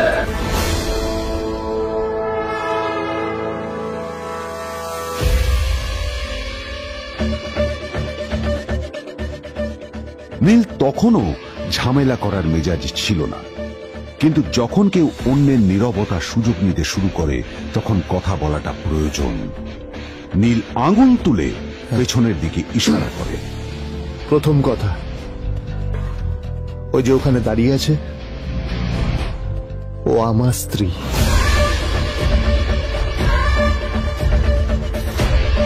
তাই আমার স্ত্রীকে তোমার নেকলেস দেওয়ার কোনো অধিকার নেই। ওকে যদি নেকলেস দিতে হয় তাহলে আমি দেব। তাই এসব ফ্রডগিরি বন্ধ করো। আর দ্বিতীয় কথা, যার পকেটে পয়সা নেই ঝনঝন আওয়াজ করা তার মানায় না।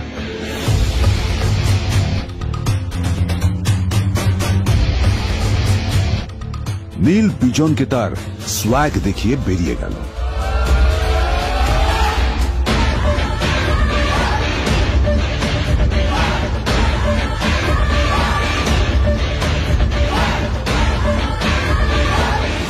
আদ্রিতার রাগে গজগজ করছিল।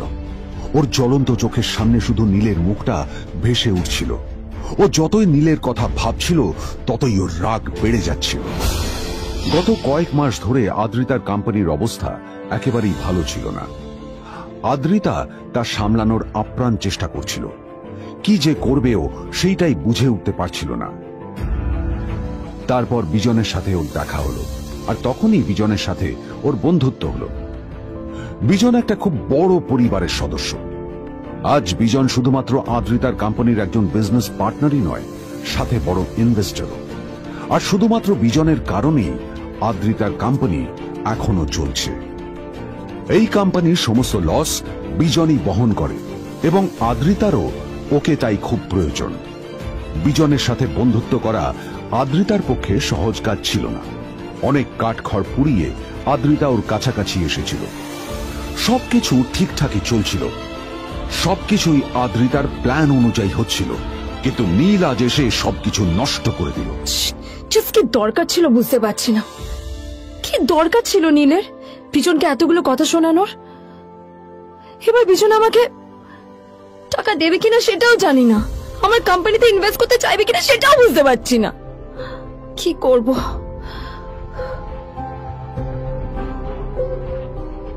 এখন আদ্রিতা ওকে কিভাবে বোঝাবে? ভুল করে যদি বিজন ওর টাকা ফেরত চায় তবে আদ্রিতার কোম্পানি সেন কর্পোরেশন খুব বড় সমস্যায় পড়ে যাবে। তারপর কি হবে? সেন পরিবারের দেখভাল কে করবে? এইসব ভাবতে ভাবতে আদ্রিতা নিজের উপরেও রেগে গেল। আসলে দোষটা ওর নিজেরই। আদ্রিতা কেন নীলকে ওদের মাঝে আনতে গেল? নীলকে অফিসে নিয়ে আসারই বা কি দরকার ছিল? আর যদি সে নীলকে সাথে করে না আনতো তাহলে বিজন এখন ওর সাথেই বসে থাকতো।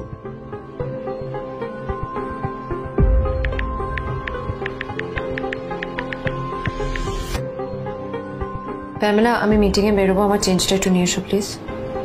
Thank you. আর অন্যদিকে সেন কর্পোরেশনের অফিস থেকে বেরিয়ে নীলের খুব ফুরফুরে লাগছিল।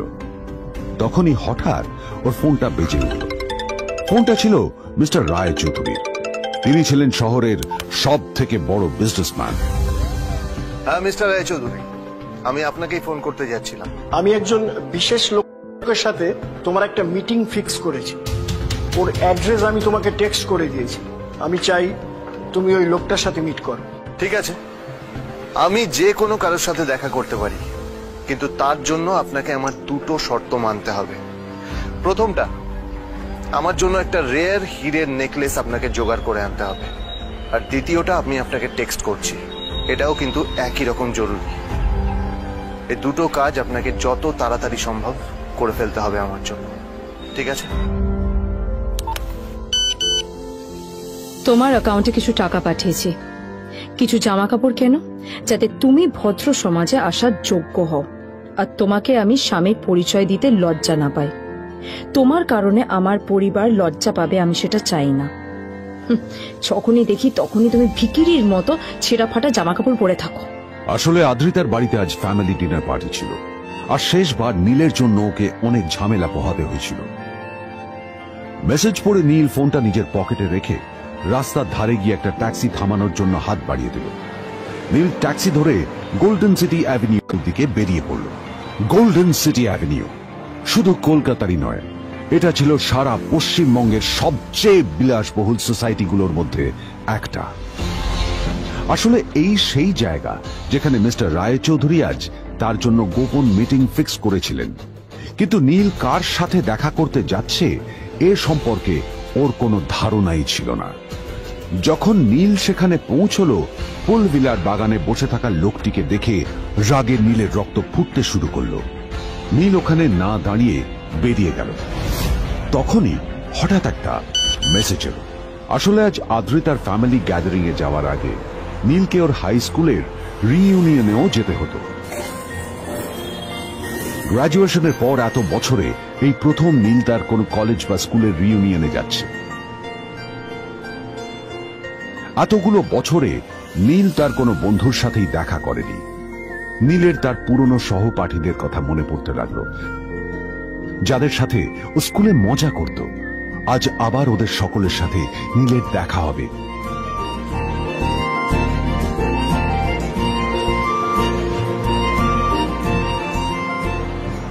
আর এই সব কিছু ভেবেই নীল এক্সাইটেড হয়ে যাচ্ছিল। আসলে সোহিনীকে নীল তার স্কুল টাইমে পছন্দ করত।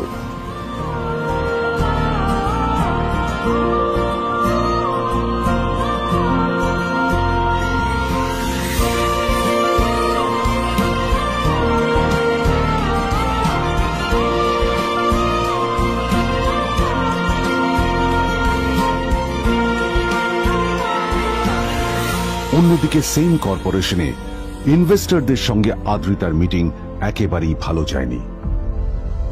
তাকে দেখে বেশ গম্ভীর মনে হচ্ছিল।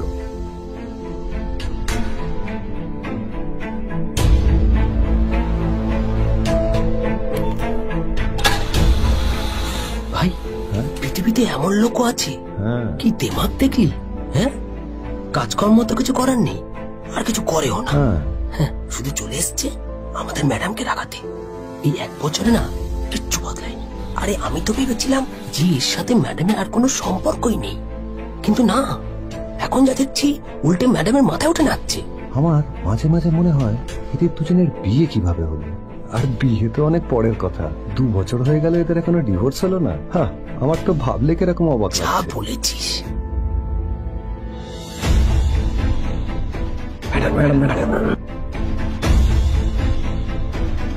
অফিসে চলতে থাকা এইসব কথা শুনে আদ্রিতার আরো রাগ হলো। আদ্রিতা ক্যাবিনে যাওয়ার পরে রাগকে নিয়ন্ত্রণ করা ওর পক্ষে আরো কঠিন হয়ে গেল। ও তখন বুঝতেই পারছিল না যে ওর রাগ কিভাবে নিয়ন্ত্রণ করবে। আদ্রিতা এটাও ভাবছিল যে নীলের জন্য ওকে আর কত অপমানিত হতে হবে।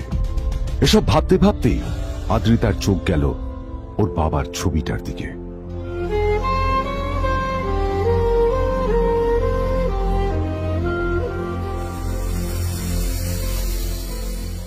আমি তো তোমার সবচেয়ে প্রিয় মেয়ে ছিলাম বাবা,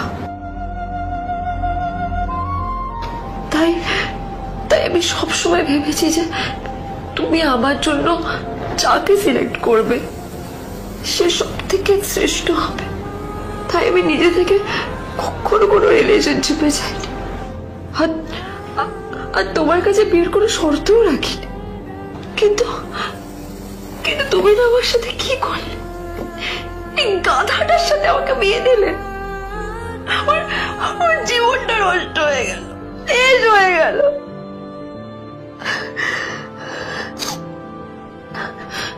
আমি যদি একটু জানতাম যে ও কিছু করে না, ঘর চাপাই হয়ে থাকবে, এইসব কাজকর্ম করে, তাহলে আমি কোনোদিনই বিয়েতে রাজি হতাম না বাবা, কোনোদিন না, কোনোদিন।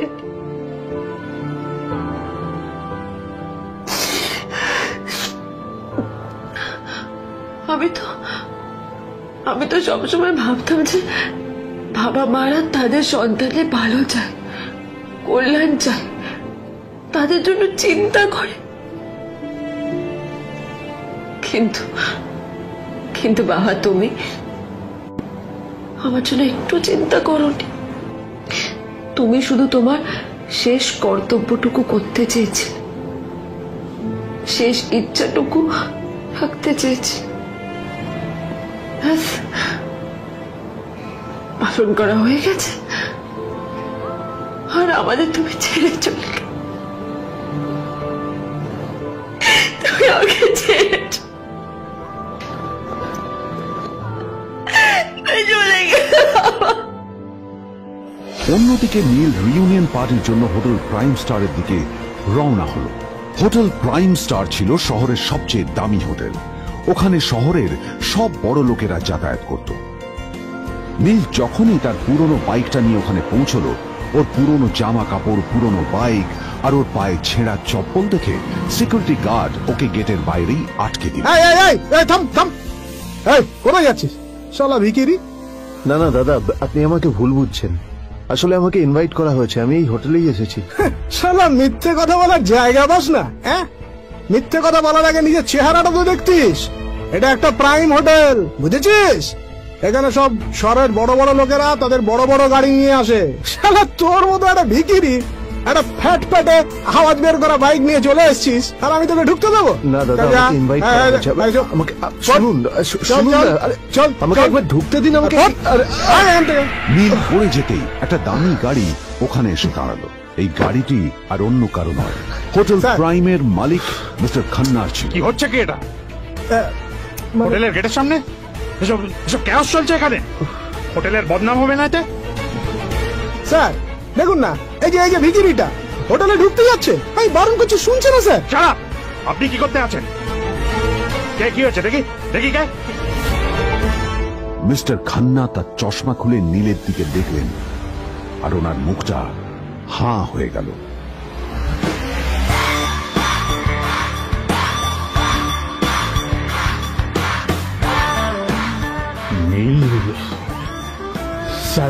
আপনি